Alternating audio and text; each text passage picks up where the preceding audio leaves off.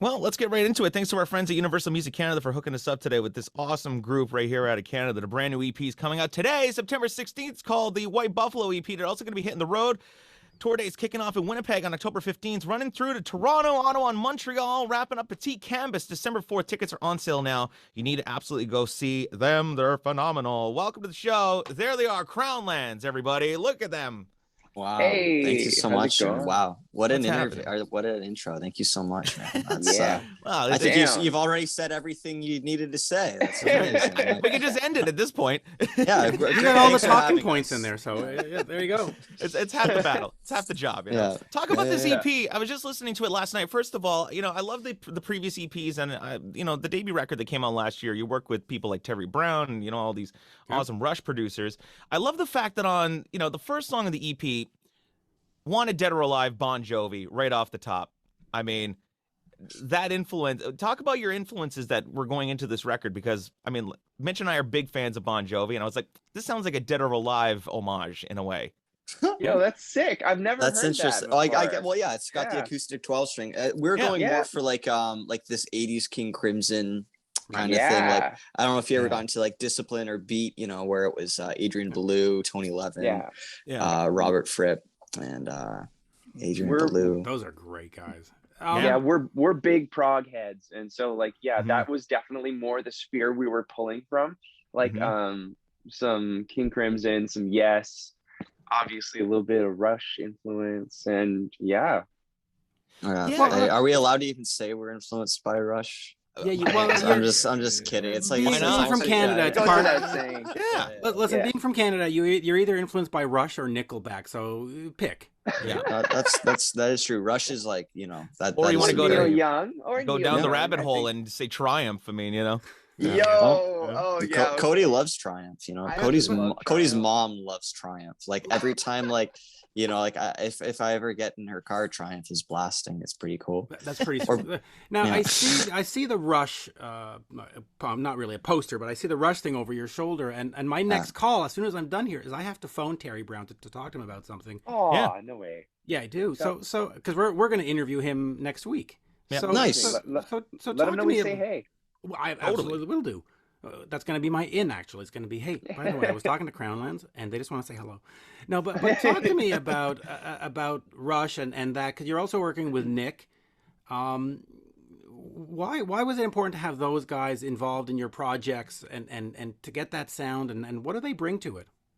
Man, well, I mean, like when we met Terry, it was a surreal moment because we've looked up to him, our entire lives. Like I listened to Rush since I could remember listening to music, because of my father. And and Kev had like a huge transformative experience listening to Rush, and ever since, it's been our favorite band, and we've always read through and always saw that name and watched all the documentaries and stuff, and we're like, okay, like Terry is the man. Like this is amazing. And so Yeah. when we met him, I mean, he's we were Rush's like, Mutt okay. Lange. Yeah. Yeah. So when we met him, we were like, okay, like this would be unreal if we like brought music and worked on it with him. And so, yeah, we had to. It was just like an obvious thing for us when we had the opportunity.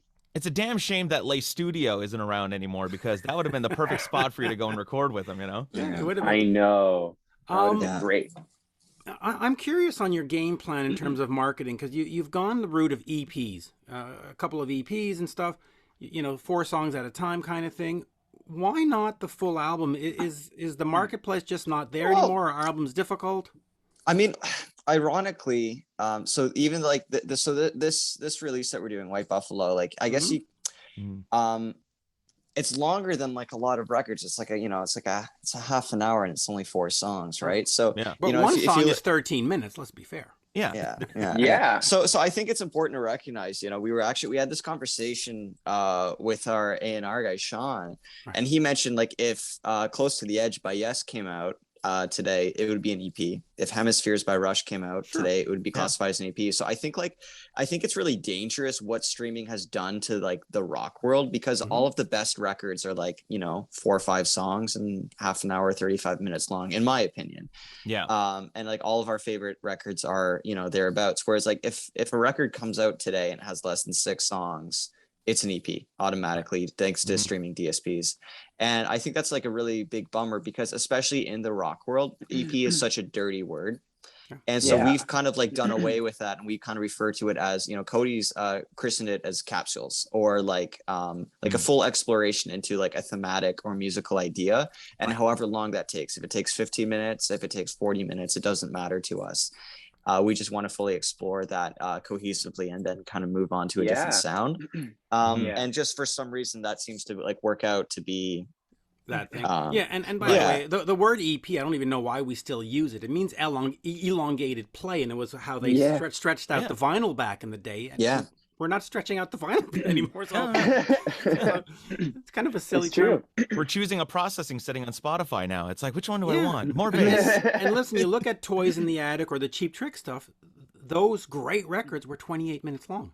Yeah, exactly. Yeah, well, it's funny. This EP, okay, let's call it EP because it's 4 songs, is longer than our debut record, like our full length record. So it's like, whatever. What is it? Maybe we should have separated the Oracle into 3 parts, so that way we could have released it as an album. It's so silly. It would have been 4 songs, part 1, part 2, part 3. You know? Well, let me ask you about the Oracle, because it is 13 minutes long. In terms of getting radio play and video play, you're not really going to get 13 minutes on any airwave. That doesn't matter to us. It's a great bathroom song, FYI, for the radio guy. So no, but I mean, does that come into play into what you're doing? Do you think about, okay, how am I going to get it on a station? How am I going to get it out there? That's why we released it with White Buffalo. You know, so I think it's about like we knew. Yeah, it's like same thing like last time with Context, right? Because Context was the song that we originally kind of wrote, arranged, and recorded with Terry, and then we went on tour for like 2 years, and the arrangement changed like dramatically, and so we decided we had to like kind of reinterpret it in the studio, and so that's why we went in and worked on it with Nick, and then we did the vocals with Dave Bottrell, and now it's like this epic piece of music where the story is probably just as cool, if not cooler, than the music. Exactly. Whereas, you know, but even then, when we made Context, we recognized like it was going to be really difficult as like a rock band in this era to release an 8-minute song and get it on the radio. That being said, you know, Show'em in Montreal has been like incredible, and they've played that song. They've been amazing. Like, I mean, they are the best. You know, every like, night I hear really Jason Rockman, who's my competition, blasting that song. So you know, I'm on the Beat 92.5, the pop station, and then Jason's my competition. So every time I'm driving home, I'm like, Crownlands. They've been really great. And also, you know, we aren't really making music that's going to fit into like the pop and alt world right now, and like we recognize that, but how do we, you know, so instead of trying to like take a 13-minute song and create a radio edit, we're like, well, we're gonna write a really good radio song, hopefully, right? And so that's why right way back came out with Context, and that's why White Buffalo came out with the Oracle. And, you know, I mean, with the type of music you guys are making, I mean, we've spoken to Jordan Rudess from Dream Theater and John Anderson from Yes. And it's like, you know, they all say, listen, at the end of the day, we're musicians and we're going to put out music for musicians. So if the radio wants to pick it up, even better. But, you know, we're not going necessarily for that. I mean, you guys could easily do a 3-minute and 30-second, you know, Shawn Mendes-ish rockin' top 40 tune. But do you want to stick to your guns, or do you want to, you know? Yeah, I mean, yes and no. It's like, you know, exactly. like Shawn Mendes has a skill set that we do not have, just as we have a skill set that Shawn Mendes does not have, right? And so there is something about playing your strengths. Yeah, and definitely. like, you know, I feel like, like if we try to go down that world, we're already so far behind everyone else who's so good at that. So we've just decided to go down our own path and do what speaks to us. And right now, space operas and you know, works. Epic, you know, epic visual storytelling, and then coupled with like, you know, being really like in tune to what's going on in our world around us and in society, and trying to make sure oppressed people have a voice like through our music. You know, so it's like balancing that, like that's kind of like what we've always been about. So it's just turning that up, and when that gets turned up, 13-minute songs about alien space queens show up, and which is awesome. You know? Cody, I got a question. Was it res life for you guys growing up, or was it like city Indian? Yeah, more city, absolutely. Like I grew up in Willowdale in Toronto, and then like my parents had this little place right by Alderville, actually, and it wasn't like, you know, it wasn't anything like super like fancy or anything, but we were friends with the elders there, and it was awesome. Okay, yeah. No, because I come Yeah, from so I'm a Mohawk. I come from a native reservation just outside of Montreal. hey, It's called Kahnawake. So that's why nice. I'm always curious to know like what the life was like Yeah, growing up. Was it res life or city no, Indian? it was city, man. I wish, man. But like I have family out in Nova Scotia. They all moved away. All of my indigenous side has moved away from Nova Scotia, Wow. unfortunately. But yeah, What it's part of Nova just Scotia was it? it was around Amherst, or like, yeah, somewhere around Amherst. There, like in Millbrook, Hmm. I think. Yeah, Millbrook First Nation. We ended up Yeah. staying in Millbrook the other day. We were playing in Truro, Nova Scotia, and it was Mm. like just beautiful to like like for for Cody to kind of like get out there. And so we've done like a few East Coast runs, and it's been really cool. Like ever since we made the band, and like seeing Cody kind of like reconnect Yeah, with their ancestral roots, right? Because totally. It's been amazing, but like, yeah, so much like it can be heavy too, like with that whole thing. Yeah, of course. I mean, especially with everything that's going on, with Truth and Reconciliation Day coming up on the 30th, it's like, I live Yeah, with two residential school survivors here in my yeah, house. I live with my Dodoma and my Bubba Conrad, and yeah. they tell me stories all the time about what it was like going to elementary school, and like it's crazy. So, wow. Yeah, man. with everybody that's I'm just so happy that we got some great indigenous music that's coming out, and proper indigenous artists representing and waving the warrior flag for everybody across Turtle Island, because it's about time people realize what's going on to our people. Yeah, man. It's about time people start listening to like, what people have been talking about forever, Hmm. for time, like it's just wild to me that it's like it's taken this long. But I mean, like I think we're on the cusp of something really great. Is that something that you wanted to do with this music? Yeah, since the beginning, we knew we wanted to be called Crownlands, and to have it be like, a big middle finger to like, Yeah. um Well, it's your, funny you say that, because I had to explain to Mitch last night, the joke behind your band name, because like I was like, yeah, Mitch, do you understand what Crown? I was like, because they come from Crown Land. They own the reservations. We don't own any of it. And he was like, what? yeah, yeah. Yeah. Exactly. So we knew that we had to say something important with our platform of Hmm. music, because when you're playing music, and you have the opportunity to reach a lot of people. And so Yeah. if you can say something really meaningful and that can be really impactful, and maybe make people who had no idea what Crownlands is, the term, or like, or have, or not know about what residential schools were, or the missing and murdered Indigenous women, what's going on there. Like if we can spread awareness about anything like that, we're going to do it. And I think that's to honor our path, as musicians and as creatives, with the public eye on you. Yeah. You have to say something that means something to you. At least, that's what Kevin and I firmly believe. Well, No, I'm hoping totally. with the new Governor General, Mary Simon, who actually has been a friend of the family for over 40 years, hopefully things will change. Yeah. Because, Yeah. listen, I've known Mary since the early 80s, and she's Wow. one Wow. tough cookie. Yeah. And Wow. if anybody's going to get something moving, it's Yeah. her. So Right on. hopefully it'll start moving. Yeah, It'll be because Yeah. great. being indigenous in 2021 is more than just carrying your band card and getting your tax taken off by your guitar strings. It's like Yeah. it has a lot. It carries a lot more weight and a lot more meaning. So it's just so great to see you guys out there representing Crown Lands at the end of the day. If I Yeah, may, and dude. not to get away from that topic and just get back to music for 1 second, what is the live performance like? Because you are just two members. Do you run tape? Do you just, is it a No click tracks, no backing No. tracks, So no so what do we tricks, see all when there's two music. people? Yeah. How do you fill out the sound? There's 4 harmonizers off stage. Well, so hidden I've keyboard got player. a wide assortment. My foot is the keyboard player, actually. Gotcha. I've got a couple sets of Taurus pedals on stage, so I can do Oh, cool. like arrange like contrapuntal bass lines. So you're doing it And- old school with Taurus pedals. You're triggering Oh, yeah. stuff Yeah. live in real time, and Oh yeah, there's like no Yeah, everything. So like what we wanted to do, make sure when we started the band also, is that everything you see is what you get. And so there's nothing going on backstage. Like we're never running tracks or anything like that. Okay. We're able to do everything in person. Wow, that's incredible, and the concentration to get it done is I think totally. I think the worst part about it though is the fact that you guys are impressed about the fact that like our live show is live. Like how many people are like, oh, like Yeah. we throw the karaoke track on, we get on stage and dance around, and that's that's the show. Yeah. And it's like, and it's just, I don't know. I think it's quite dishonest.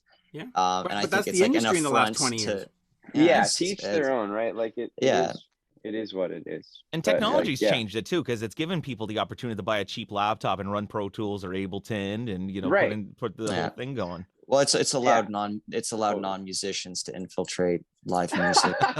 Kevin's got a very, very strong Or, I opinion. mean, listen, at the end of the day, it's another instrument depending on how you use it. So it either elevates the performance or it is the performance. So Exactly. Yeah, Exactly. yeah, I guess. This was my experience a couple of years ago. There's a great festival in Montreal called Osheaga, and I was at I was at sound check, and the board guy says over the PA during sound check, he goes, "I need more computer in the mix," and I just went, "Oh." Well, I mean, I think it's honoring. It's like honoring like a musical form too, right? Like, I mean, there's different genres of music and different crafts and different art forms that like rely on backing tracks in a different way, right?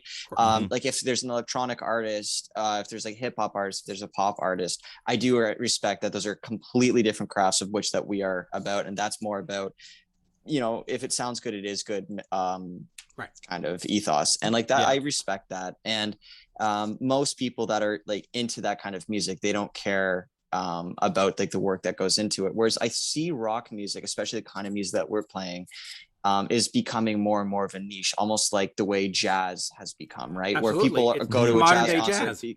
jazz. And so it's like recognizing like that is an art form that deserves to be preserved.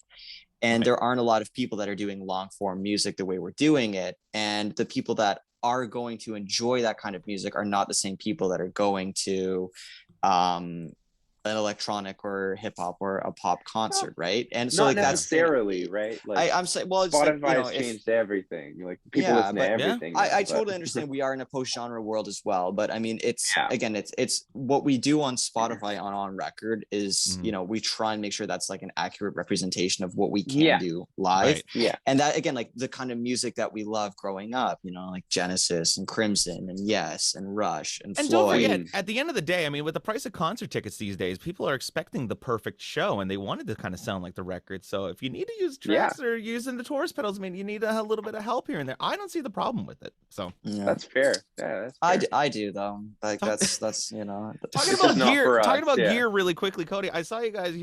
So in the studio, you had a DW kit, and the videos you're using some Ludwig vintage Keystone badge drums. Why a DW in the studio? Why Ludwig in the videos and live? Well, our tech, Graham Shaw, he builds and refurbishes drums, and he's also a vintage drum collector as well, which is awesome.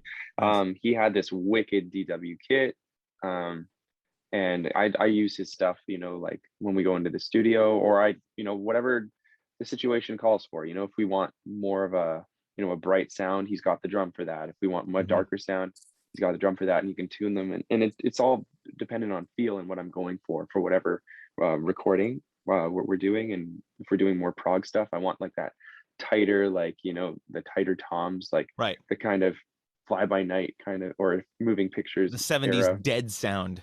Yeah, exactly. But like I also have this awesome vintage Ludwig kit that's stainless steel I picked up that I use for live, and it sounds killer in the studio too. So it's really just shades for like whatever is the best situation. Well, we're gonna have to get you a Vistalite kit, or for the next EP, next album, we're gonna have to get you over to Simmons Toms and get the. Oh, dude! You know what? That's funny that you said that, because I've been talking about it for like over a month now, that I need to get some Simmons pads. I want to add those like to the back of my kit so I can just turn around and rotate around. Listen, get the vintage SDS 7 pads, like the octagonal ones. Oh, that would look awesome. Dude, that's exactly your stuff. And like, See, Mitch, I do the best intros. I know my gear. Jeez. Damn, this is awesome. Today. It's true. I was looking at Kevin and thinking, Kevin, can I have my hair back? Yeah. There you go. That's all I'm thinking. I'm just trying to hold on to mine like Cody. Jeez. Well, listen, the White Buffalo EP comes out today. It's available now where music is sold, and they got some limited edition merch as well. It's on vinyl. I'm surprised you guys didn't do like 8 tracks at this point or something really, really vintage. Well, we actually have cassettes this time around, which is very exciting. Yeah, who knows? Maybe we'll do 8 tracks. I don't know anyone who has an 8-track machine anymore. Listen, I grew up in the time where I had an 8-track player in the car. We don't need 8 tracks. We don't. Let's not repeat that. Yeah. Actually, you know what? Rob Zombie just put out some 8-track, like limited edition 8 tracks of his new album. So but he's like hey, he's a '70s guy, so he likes the vintage stuff. Speaking of long songs, I had Dream Police, Cheap Trick's Dream Police on 8-track, and the song Gonna Raise Hell is 9 minutes. It was split up over different tracks. So for many years, I thought it was 3 separate songs. Oh my God.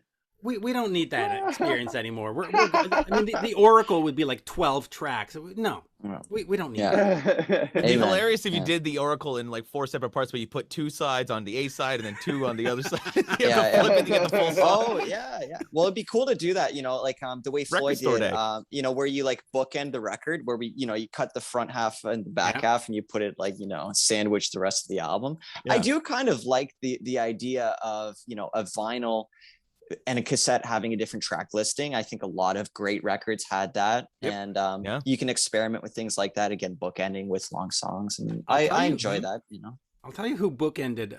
Europe, the band Europe opened for Def Leppard back in '88. They started off with the Final Countdown, went into all the other songs, and then finished with the Final Countdown. So it was essentially the Final Countdown medley.